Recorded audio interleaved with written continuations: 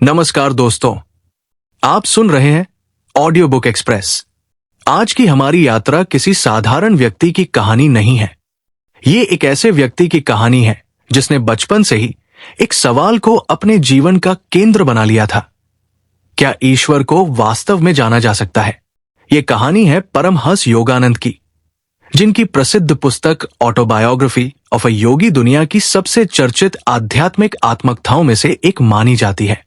ये पुस्तक केवल एक योगी के जीवन की घटनाओं का संग्रह नहीं है। ये मनुष्य की उस खोज की कहानी है जिसमें वह धन, प्रतिष्ठा और बाहरी सफलता से आगे बढ़कर अपने अस्तित्व के वास्तविक स्वरूप को समझना चाहता है।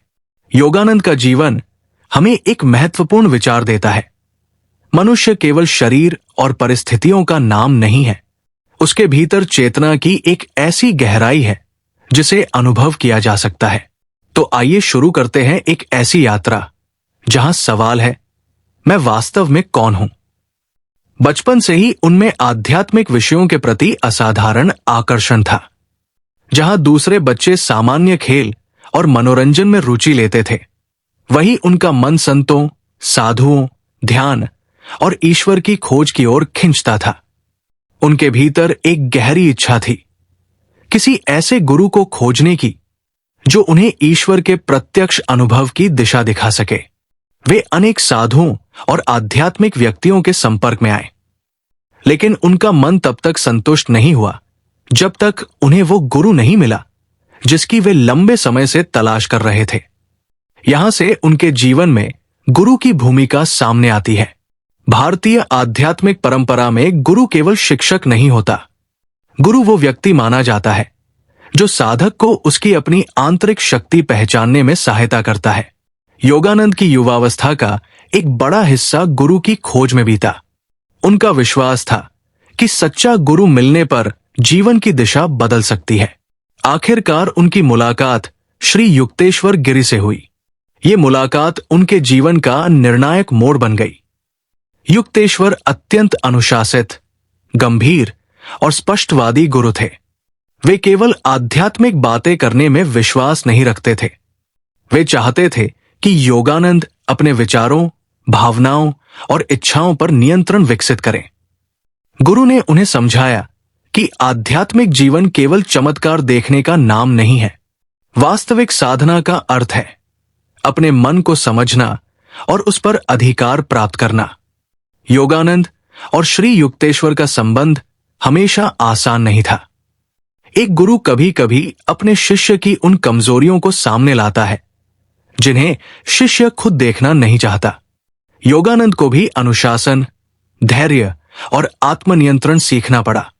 यहां पुस्तक का एक महत्वपूर्ण संदेश सामने आता है। सच्ची आध्यात्मिक प्रगति केवल प्रेरणा से नहीं होती, उसके लिए अनुशासन आवश्यक है। हम अक्सर चाहते हैं कि हमारा जीवन बदल जाए, लेकिन अपनी आदतें बदलना नहीं चाहते। योगानंद की यात्रा बताती है कि परिवर्तन भीतर से शुरू होता है। पुस्तक में योग को केवल शारीरिक व्यायाम के रूप में नहीं देखा गया है। योग का मूल उद्देश्य है मनुष्य की चेतना को उसके उच्चतम स्वरूप से जोड़ना। योगानंद विशेष रूप से ध्यान और क्रिया योग की परंपरा पर जोर देते हैं।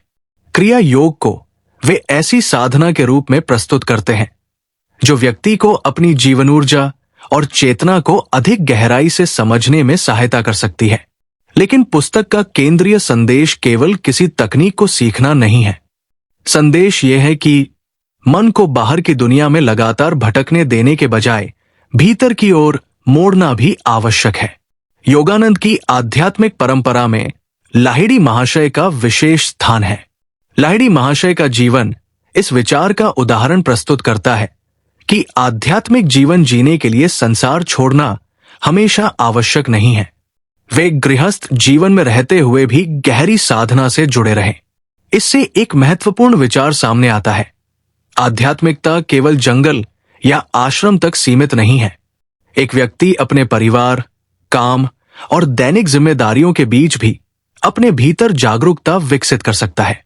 पुस्तक में योगानंद अपने जीवन में मिले अनेक संतों और आध्यात्मिक व्यक्तियों का वर्णन करते हैं। उनके अनुभवों में ऐसे प्रसंग भी आते हैं जिन्हें सामान्य दृष्टि से समझना कठिन है। कहीं ध्यान और चेतना की असाधारण अवस्थाएं हैं, कहीं संतों के बारे में चमत्कारिक घटनाएं हैं, और कहीं ऐसे अनुभव हैं जो समय और स्थान की सामान्य समझ को चुनौती देते दिखाई देते हैं। इन घटनाओं को पढ़ते समय पुस्तक का एक व्यापक उद्देश्य समझना महत्वपूर्ण है। योगानंद पाठक को यह सोचने के लिए प्रेरित करते हैं कि क्या वास्तविकता केवल वही है जिसे हमारी 5 इंद्रियां अनुभव कर सकती है। वे चेतना की संभावनाओं पर विचार करने का निमंत्रण देते हैं। योगानंद की सोच में एक दिलचस्प बात यह है कि वे विज्ञान और आध्यात्मिकता को एक दूसरे का विरोधी नहीं मानते। उनके अनुसार बाहरी विज्ञान पदार्थ और प्रकृति के नियमों को समझने की कोशिश करता है, वही योग का विज्ञान मन और चेतना के अनुभव को समझने की दिशा में जाता है। इस दृष्टिकोण से ध्यान केवल धार्मिक क्रिया नहीं रह जाता, वो स्वयं को देखने और समझने का एक प्रयोग बन जाता है। हम अपने मन को देखते हैं, अपने विचारों को देखते हैं, अपनी इच्छाओं को देखते हैं और धीरे धीरे ये समझने की कोशिश करते हैं कि विचारों को देखने वाला कौन है। योगानंद की यात्रा हमें यह भी सिखाती है कि आध्यात्मिकता का अर्थ जीवन से भागना नहीं है। संसार में रहते हुए भी मनुष्य वैराग्य विकसित कर सकता है। वैराग्य का अर्थ हर चीज छोड़ देना नहीं, बल्कि यह समझना है कि हम जिन वस्तुओं संबंधों और उपलब्धियों को स्थायी मानते हैं वे वास्तव में परिवर्तनशील हैं। धन आएगा और जाएगा, यश आएगा और जाएगा, शरीर बदलेगा, परिस्थितियां बदलेंगी, लेकिन चेतना के उस गहरे स्तर की खोज अलग प्रकार की यात्रा है। पुस्तक में मृत्यु को लेकर भी एक अलग दृष्टिकोण प्रस्तुत किया गया है।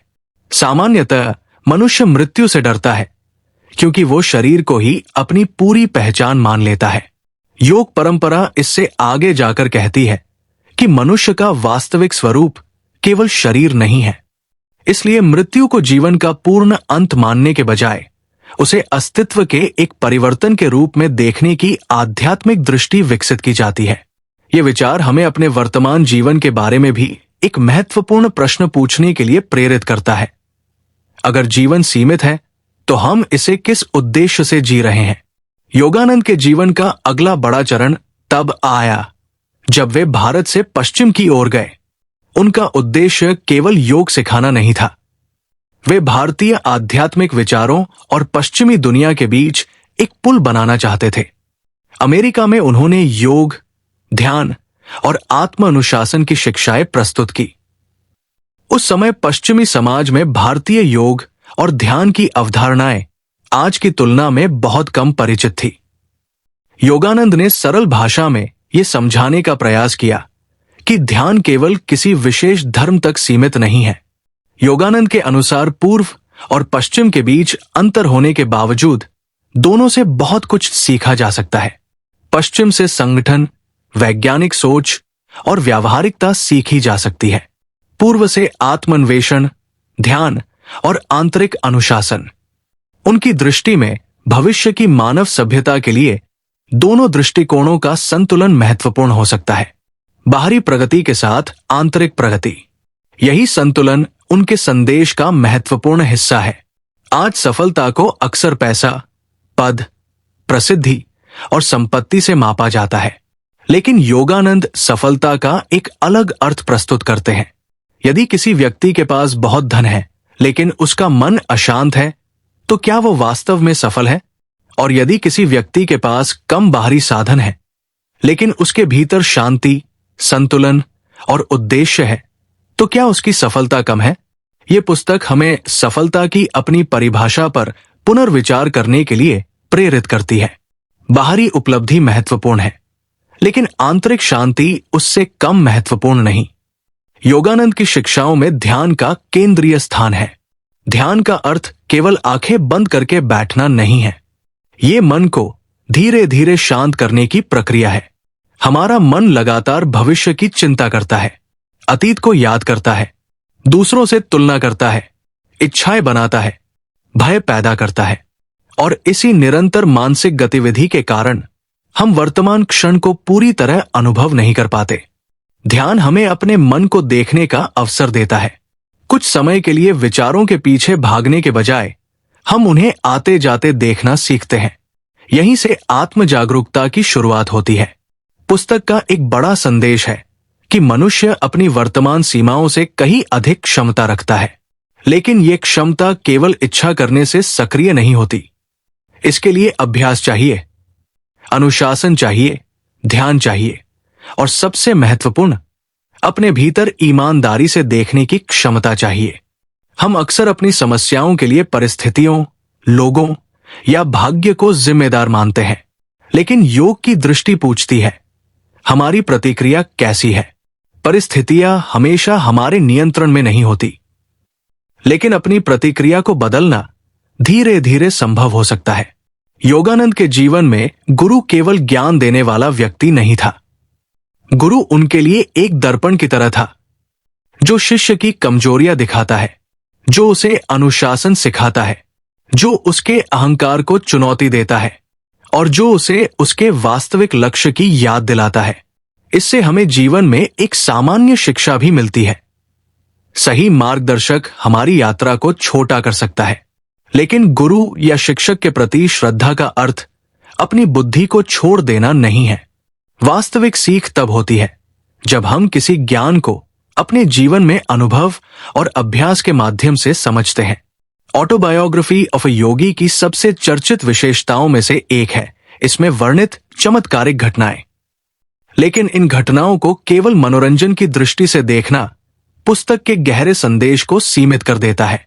इन प्रसंगों के पीछे एक बड़ा प्रश्न है, क्या मनुष्य और ब्रह्मांड के बारे में हमारी वर्तमान समझ पूरी है? योगानंद पाठक को तुरंत किसी निष्कर्ष पर पहुंचने के बजाय अपनी चेतना और विश्वास की सीमाओं पर विचार करने के लिए प्रेरित करते हैं। यहां एक संतुलित दृष्टिकोण आवश्यक है। आध्यात्मिक अनुभव व्यक्ति के लिए अत्यंत वास्तविक हो सकते हैं, लेकिन हर असाधारण दावे को वैज्ञानिक तथ्य मान लेना भी उचित नहीं है। पुस्तक मुख्य रूप से एक आध्यात्मिक अनुभव यात्रा है। पूरी पुस्तक का केंद्र अंततः एक ही लक्ष्य पर जाकर टिकता है, सेल्फ रियलाइजेशन, आत्म साक्षात्कार। इसका सरल अर्थ है अपने वास्तविक स्वरूप को जानना। हम सामान्यतः अपनी पहचान बनाते हैं, मैं ये शरीर हूं, मैं ये नौकरी करता हूं, मैं इतना कमाता हूं, मैं इस परिवार का सदस्य हूं, मेरी इतनी सफलताएं हैं। लेकिन योग की दृष्टि इससे आगे जाती है। वो पूछती है, इन सभी पहचानों के पीछे वो मैं कौन है? जब व्यक्ति इस प्रश्न को गंभीरता से पूछना शुरू करता है, तब उसकी आंतरिक यात्रा शुरू होती है। योगानंद की शिक्षाओं के अनुसार मानव जीवन केवल भौतिक उपलब्धियों के लिए नहीं है। धन कमाना गलत नहीं, परिवार बनाना गलत नहीं, सफल होना गलत नहीं, लेकिन यदि पूरी जिंदगी केवल बाहरी उपलब्धियों के पीछे चली जाए और व्यक्ति अपने भीतर के संसार को कभी न समझे, तो जीवन का एक महत्वपूर्ण हिस्सा अनदेखा रह सकता है। इसलिए पुस्तक हमें एक संतुलित जीवन की ओर संकेत करती है। कर्तव्य निभाओ, लेकिन स्वयं को मत भूलो। सफल बनो, लेकिन सफलता को अपनी पहचान मत बनाओ। दुनिया में रहो, लेकिन अपने भीतर भी लौटते रहो। आज की दुनिया में तनाव, तुलना और लगातार भागदौड़ बढ़ती जा रही है। हमारा ध्यान कुछ ही सेकंड में एक सूचना से दूसरी सूचना की ओर चला जाता है। हम दूसरों के जीवन को देखते हैं और अपने जीवन की तुलना करने लगते हैं। ऐसे समय में योगानंद की शिक्षाओं को आधुनिक जीवन में सरल रूप से अपनाया जा सकता है। हर दिन कुछ समय शांत बैठना, अपने विचारों को देखना, कुछ समय डिजिटल दुनिया से दूरी बनाना, अपने शरीर और मन का ध्यान रखना, अपने जीवन के उद्देश्य पर विचार करना और सबसे महत्वपूर्ण, अपने भीतर की शांति को बाहरी परिस्थितियों पर पूरी तरह निर्भर न बनाना। परमहंस योगानंद की जीवन यात्रा हमें ये नहीं कहती कि हर व्यक्ति को संसार छोड़कर योगी बन जाना चाहिए, बल्कि उनकी कहानी एक गहरा प्रश्न हमारे सामने रखती है। क्या हम अपने जीवन को केवल बाहर से बना रहे हैं या भीतर से भी? हम घर बना सकते हैं, करियर बना सकते हैं, धन कमा सकते हैं, सम्मान प्राप्त कर सकते हैं, लेकिन यदि मन अशांत है तो इन सब के बावजूद भीतर खालीपन रह सकता है। इसलिए योगानंद की यात्रा हमें बाहरी सफलता के साथ आंतरिक विकास का महत्व समझाती है। दोस्तों, ऑटोबायोग्राफी ऑफ अ योगी केवल परमहंस योगानंद की आत्मकथा नहीं है। इसे एक प्रश्न की यात्रा की तरह भी देखा जा सकता है। मैं कौन हूं? यह प्रश्न जितना सरल है उतना ही गहरा भी। हम जीवन भर कई चीजें प्राप्त करने की कोशिश करते हैं, लेकिन शायद सबसे महत्वपूर्ण उपलब्धि स्वयं को समझना है। योगानंद की कहानी हमें याद दिलाती है कि शांति बाहर की दुनिया में खोजने से पहले अपने भीतर खोजनी चाहिए, क्योंकि दुनिया हमें बहुत कुछ दे सकती है, धन, सम्मान, सुविधा और सफलता, लेकिन आंतरिक शांति का निर्माण हमें स्वयं करना पड़ता है। इस पुस्तक का सार एक वाक्य में कहा जाए तो बाहरी दुनिया को जीतने से पहले अपने मन को समझने की यात्रा शुरू करो। और शायद यही योगानंद की सबसे बड़ी सीख है। आप जिस सत्य को पूरी दुनिया में खोज रहे हैं, उसकी यात्रा आपके अपने भीतर से शुरू होती है। अगर आपको ये ऑडियो बुक सारांश पसंद आया हो तो ऑडियो बुक एक्सप्रेस को सब्सक्राइब करें, वीडियो को लाइक करें और इसे उन लोगों के साथ शेयर करें जो किताबों के माध्यम से अपने जीवन में नई सोच और नई दिशा लाना चाहते हैं। फिर मिलेंगे एक और महत्वपूर्ण किताब की गहरी और सरल हिंदी यात्रा के साथ। तब तक पढ़ते रहिए, सीखते रहिए और अपने भीतर की यात्रा जारी रखिए। धन्यवाद।